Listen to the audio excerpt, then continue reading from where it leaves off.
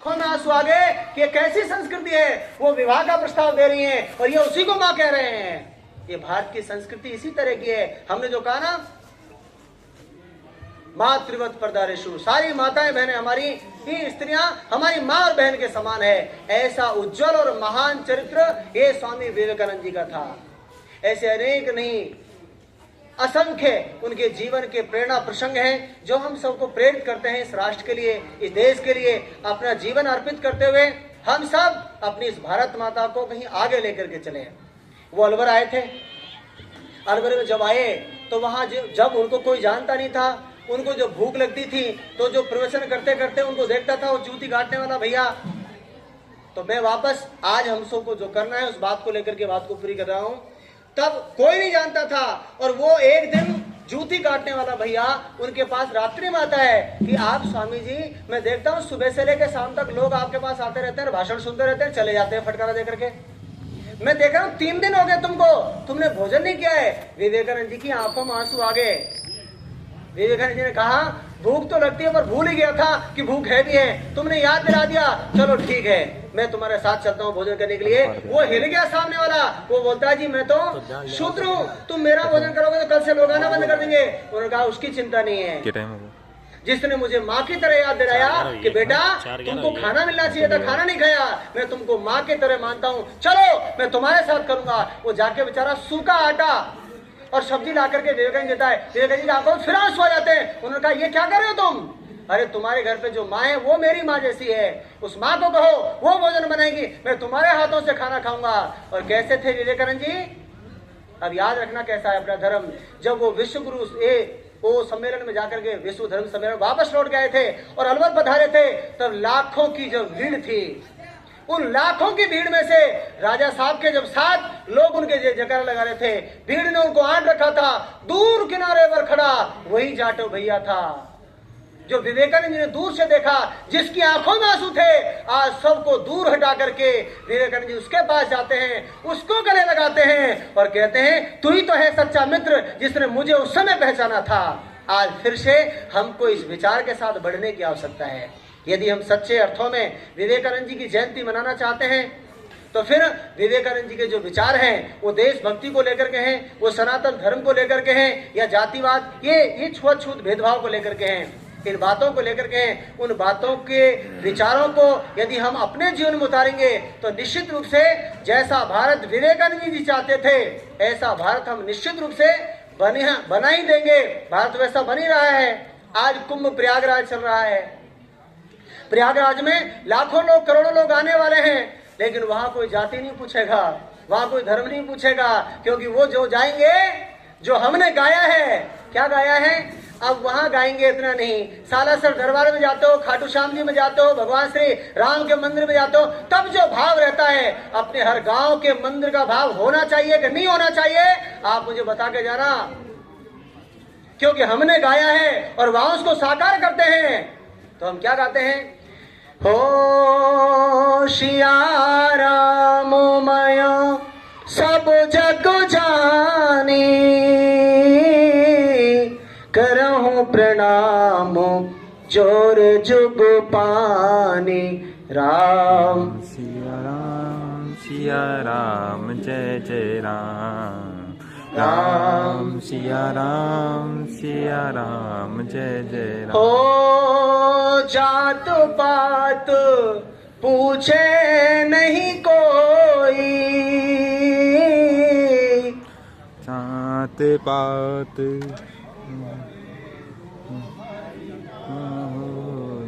मैंने इसलिए रोका था कि आपको ध्यान है कि नहीं है। हरि को भजता है जो राम राम करता है, जो राम का है वो हमारे काम का है, और जो राम का ही नहीं है वो किसी भी के काम का नहीं है। इसलिए जो राम राम करता है, जो राधे राधे करता है, जो जय श्री कृष्ण करता है, ऐसे सब बंधु कौन है? वो अपने हैं, हिंदू हिंदू भाई भाई। और इसलिए योगी जी ने कहा जात पात की करो विदाई, हम सब हिंदू भाई भाई। अब बटेंगे नहीं तो फिर कटेंगे भी नहीं, एक रहेंगे तो शेव रहेंगे। ये विवेकानंद जी भी कह रहे हैं, ये योगी जी भी कह रहे हैं, ये मोदी जी भी कह रहे हैं, और आप सब भी तो कहते ही रहेंगे, करेंगे भी। बोलो जय सिया राम। श्री राम। करेंगे भी पंचों की बात। मैं आजकल सब जगह कहता हूँ, हमारे हिंदू इतने समझदार हो गए हैं। वो एक माँ थी जिसका बेटा पड़ाड़ा था, रास्ते में गिरता था, गांव के सब परेशान। 3 बार 4 बार पंचायत जुड़ी पर माने नहीं वो। आज बड़ी पंचायत थी आसपास के गांव की लेकर के, और माँ की तरफ देख के लोग कहते तुम्हारे बेटे का इलाज होने वाला है। माँ ने ठाका मारा कि बेटा का इलाज नहीं, तुम्हारा इलाज होने वाला है। कि क्यों? कि मैं मेरे बेटे को जानती हूँ कि उसने पक्का कर रखा है, वो पंचायत में जाएगा, जाकर के हर बात पर हाँ करेगा, हर बात की हाँ करेगा। पंच कहेंगे बेटा तुम्हारा पड़ाला रास्ते में गिरता है, वो कहेगा हाँ बाबूजी। और यही चित्र हुआ। पंचायत जुड़ रही थी, पंचायत में उसको खड़ा किया, राम सिंह खड़ा हो जा। राम सिंह खड़ा हो गया, सब झुका करके, पगड़ी को हाथ में रख करके, सम्मान में सब झुका करके। बेटा तेरे घर का पानी है, वो रास्ते में गिरता है। हाँ सर, ए बाबूजी। उस पानी से अनेक लोग परेशान होते हैं कि हाँ बाबूजी। वो पानी के कारण से लोगों को दिक्कत होती है कि हाँ बाबूजी ये गलत काम है, कि बिल्कुल बाबूजी ये नहीं करना चाहिए, कि नहीं करना चाहिए बाबूजी, कि फिर भी तू करा है, कि हाँ बाबूजी। कि क्यों करा है? कि अब नहीं करूंगा बाबूजी। इतना सब कहा, वापस लौट करके पंचायत तो पूरी हो गई, लेकिन पंचों की बात शर्माते रही पड़ाला। तो मैं हिंदुओं की सभाओं में आजकल इस बात को बोल ही देता हूं, क्योंकि ये बात मेरे को कहीं कहीं सक्सेस से लगती है, और ये बात आपको भी लगती है कि नहीं लगती है? हम हाँ हाँ सबकी बात करते हैं, बात वही करते हैं जो अपने मन को जचती है। संघ के 100 वर्ष पूरे होते हैं। मैं 5 मिनट में 4 बातें उनको बता देता हूँ आपको, आप सब करेंगे। मोदी जी ने कहा है कि हमारा जन्म उस समय नहीं हुआ कि जब हम देश के लिए मर सकते थे। देश के लिए मरने वाले लोग मर करके देश को स्वतंत्र करा के चले गए। हम देश के लिए मर नहीं सके, लेकिन देश के लिए जी तो सकते हैं। और इसलिए गीत आता है, वो गीत को मैं कराता हूँ, आप करना, उसको आनंद लेना उसका। लेकिन आज के बाद उस गीत को ये तो गाना मत, और गाओ तो वैसा जीवन में उतार के चलना उसको। नहीं तो कहीं बज रहा हो ना तो कानों में उंगली दे लेना, लेकिन उसको सुनना मत। यदि सुनो तो फिर वैसा करके दिखाना। और क्या गाते हो आप? सेना का हमारा गौरव सामने बैठा है, ये तो उसको जी करके आए हैं, आप सबको भी जीना है। क्या है वो? दिल दिया है जान भी देंगे, ए वतन तेरे लिए। दिल दिया है जान भी देंगे, ए वतन तेरे लिए। हर करम अपना करेंगे, हर करम अपना करेंगे, ए वतन तेरे लिए। दिल दिया है जान भी देंगे, ए वतन तेरे। दोनों हाथ उठा के बोलो भारत माता की जय। अब आपने कहा है दिल दे दिया तो जान भी दे देंगे। किसके लिए? ए वतन तेरे लिए, इस माँ के लिए। देश के जवान बैठे हैं, हमारे युवाओं के लिए कहते हैं कि हमारे युवा कैसे हैं। एक प्रेमी से प्रेमिका से प्रेम हो गया तो ये बच्चों पे बड़ा तंज कसते हैं बड़े लोग, लेकिन एक जवान कैसा है और एक भारत की संस्कृति कैसी है। तो कवि ने लिखा उनके लिए, यूं तो तुम्हारे इश्क पर ये जान भी कुर्बान है। हमारा जवान कैसा है? यूं तो तुम्हारे इश्क पर ये जान भी कुर्बान है, पर मादरे वतन पे अपना इश्क भी कुर्बान है। ऐसे इस देश के लिए सब कुछ अर्पित करने वाले ये हम सब लोग हैं। विवेकानंद जी की परम देशभक्ति से इस भाव को लेकर के हम चलना ही सही है। तो राष्ट्रीय स्वयंसेवक संघ के 100 वर्ष पूरे हो रहे हैं, और संघ ने कहा है हमारी दृष्टि में सब स्वयंसेवक हैं, कोई आज का है और कोई कल का है, हम किसी को नहीं छोड़ने वाले हैं। सबको इस घेरे में आना ही है। कोई आज आ जाएगा, कोई कल आ जाएगा, पर सबको इसमें आना है, क्योंकि स्वयंसेवक का मतलब है सनातनी, स्वयंसेवक का मतलब है अच्छा व्यक्ति, स्वयंसेवक का मतलब है इस देश के लिए जीना और जरूरत पड़े तो देश के लिए मरने वाला। ऐसा स्वयंसेवक सबको बनना चाहिए, नहीं बनना चाहिए? देश के लिए बनना चाहिए। तो राम जी आगे राम राज्य लाने के लिए 5 बातें संघ ने कही है। उनमें से एक बात पे मैंने विस्तार से चर्चा की है, जिसका नाम है सामाजिक समरसता। आज के बाद भेदभाव, ऊंच नीच, जातिवाद, छुआछूत हम तो करेंगे क्या? जिनको लगता है नहीं करेंगे दोनों हाथ उठाओ और बोलो जय श्री राम। बहुत अच्छा। आज के बाद आप तो नहीं करेंगे तो बहुत अच्छा हो गया है। तो एक काम और आपकी तपस्या, हम सबकी तपस्या पूरी हो जाएगी। दूसरा, एक बहुत बड़ा कष्ट का विषय चल रहा है, हमारा परिवार। पहली बात तो परिवार खत्म होते जा रहे हैं, क्योंकि उम्र आपकी ये शादी विवाह की बेटियों की 30 वर्ष के आसपास आ गई, जबकि 30 वर्ष की उम्र में पहले ये पिता ये दूसरे पुत्र का और ये बाप बन जाता था, और आजकल तो खुद को ही बाप बनना है, उसको दुबर हो रहा है। इसलिए शादी की विवाह की उम्र हमारे परिवारों की बढ़ रही है। दुर्भाग्य से दूसरा और बड़ा कारण, अब ये सच है कि गलत है आप स्वयं सोचना है, ऐसे जाने के बाद इसका परिणाम कितना आगे चल करके आएगा आप देखना। क्योंकि जब तक तुम 30 वर्ष की उम्र में आते हो तब तक पड़ोसी का बालक विवाह करके 4 बच्चों का बाप बन चुका होता है, और जब तुम 30 वर्ष की उम्र में विवाह करते हो, हमारे सामने पहले चलता था हमारे 8-10 बच्चे हुआ करते थे, फिर 4 पर आए, 4 के बाद हम 2 हमारे 2 पर आए, उसके बाद शेर का बच्चा एक ही अच्छा, और अब इस जंगल में हम 2 शेर। ये दुर्भाग्य से ऐसा चलेगा तो बोलो कुटुंब बचेगा क्या?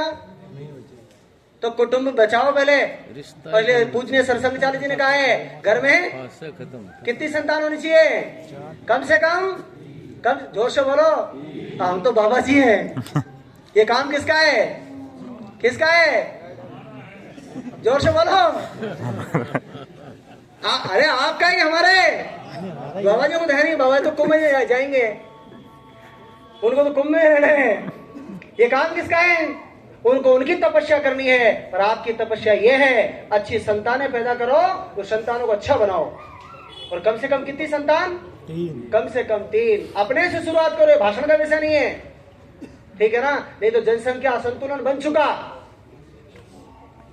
इसमें हम आप सब ये लपेटे में आने वाले हैं। मैं एक प्रश्न पूछ रहा हूं, आप सबसे उत्तर देना। आप सब, बांग्लादेश में सरकार है, संसद है, सेना है, प्रशासन है, संविधान है, वहां पर लोकतंत्र देश है, वो क्या कहते हैं धर्मनिरपेक्ष, जैसा अपना भारत है ऐसा ही है, इस्लामिक स्टेट नहीं है वो। लेकिन वो ऐसा होते हुए भी तुम्हारी हमारी बहन बेटियों को घर से खींच कर आया जा रहा है, उनके साथ बलात्कार हो रहे हैं, माताओं बहनों को लूटा जा रहा है, घरों में आग लगाई जा रही है, मंदिरों को तोड़ फोड़ करके पुजारियों को जेल में ठूसा जा रहा है, और कोई बचाने वाला नहीं है। अफजल गुरु के लिए रात के 12 बजे भी ये कोर्ट खुल सकता है। दुर्भाग्य है बांग्लादेश में, जो 1947 से पहले भारत का ही अंग था, एक पुजारी को बचाने के लिए कोई वकील नहीं है।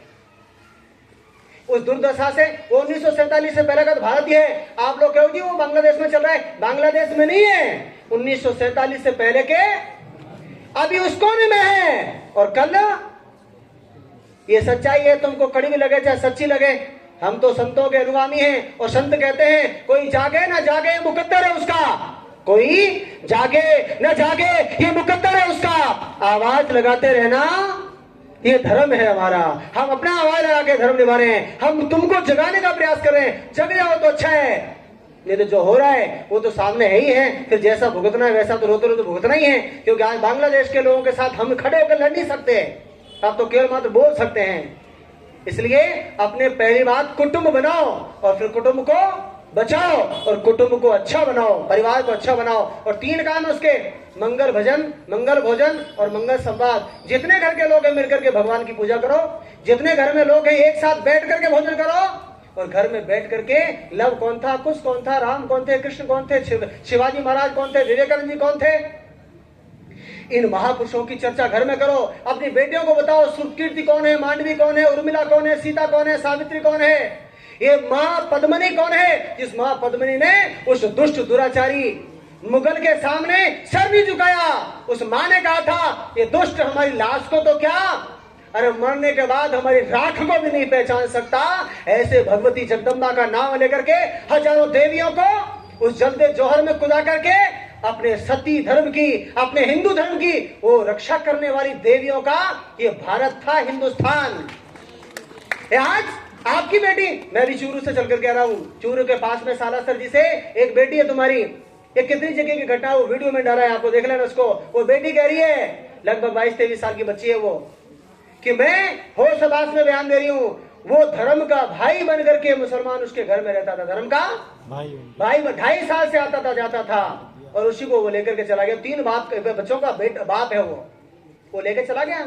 और क्या वो बच्ची क्या कह रही है, बच्ची कह रही है कि मैं होश हवास में कह रही हूँ कि मैं इसके साथ खुशी खुशी आई हूँ, और यदि मेरे को इससे दूर करने का प्रयास किया तो मैं जान दे दूंगी, और मेरे को, इसको और इसके परिवार को यदि खरोंच भी आई तो उसके सब के जिम्मेवार मेरे परिवार वाले हैं, इसलिए पुलिस से मैं आग्रह करती हूं कि मेरी सुरक्षा और इसके परिवार की सुरक्षा की जाए।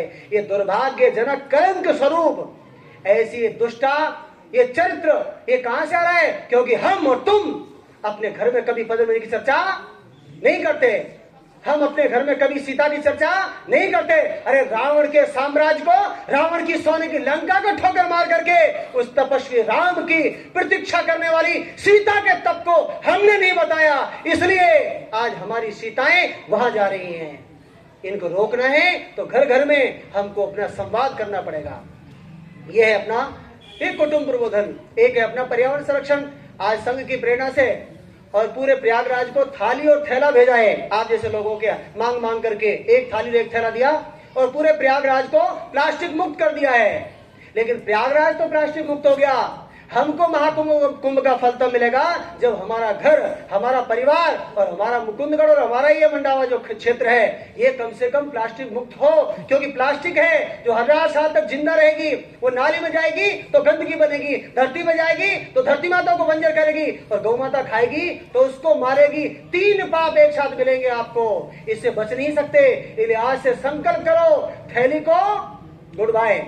आज के बाद पॉलिश ये प्लास्टिक है, first use plastic, single use plastic, इसको हाथ ही नहीं लगाएंगे।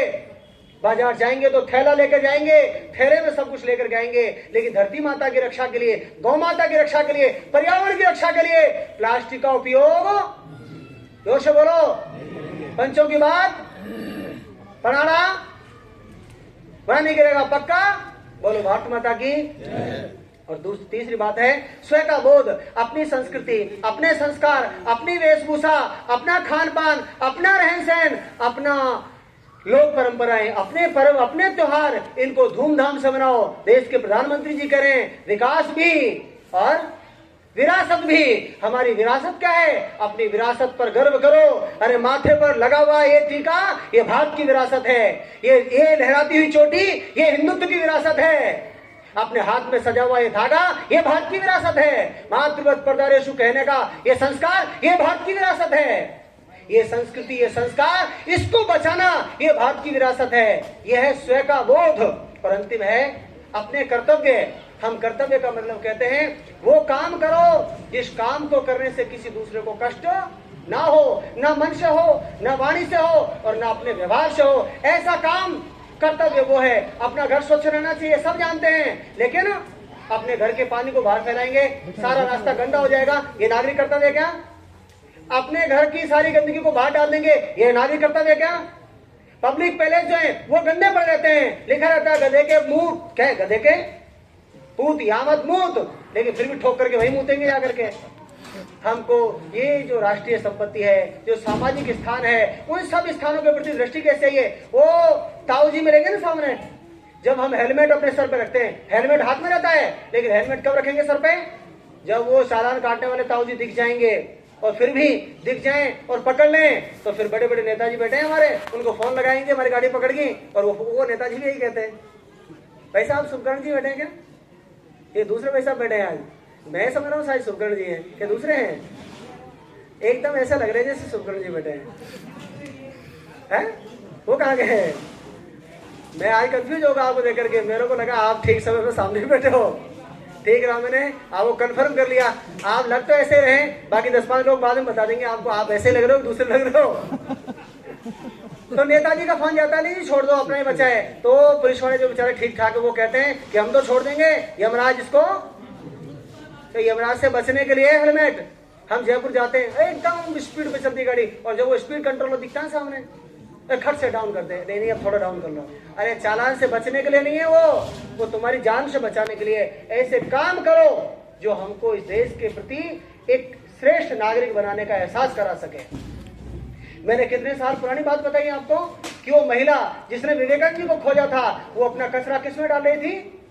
कचरे पात्र। विदेशों में संस्कार है, एक मूंगफली का छिलका भी वो बाहर नहीं डालते हैं, रोड पे नहीं डालते हैं, गंदगी नहीं फैलाते हैं। अब बताइए हमको अपने नागरिक कर्तव्यों के बारे में कभी चर्चा करने का अवसर मिलता है क्या? नहीं मिलता है। हम सब लोग नागरिकों के कर्तव्य क्या हैं, हम सबके कर्तव्य क्या हैं, तो सब कर्तव्यों को समझें। पिता का कर्तव्य क्या है, पुत्र का क्या कर्तव्य है, पड़ोसी का क्या कर्तव्य है, ग्रामवासी होने के नाते हमारा क्या कर्तव्य है।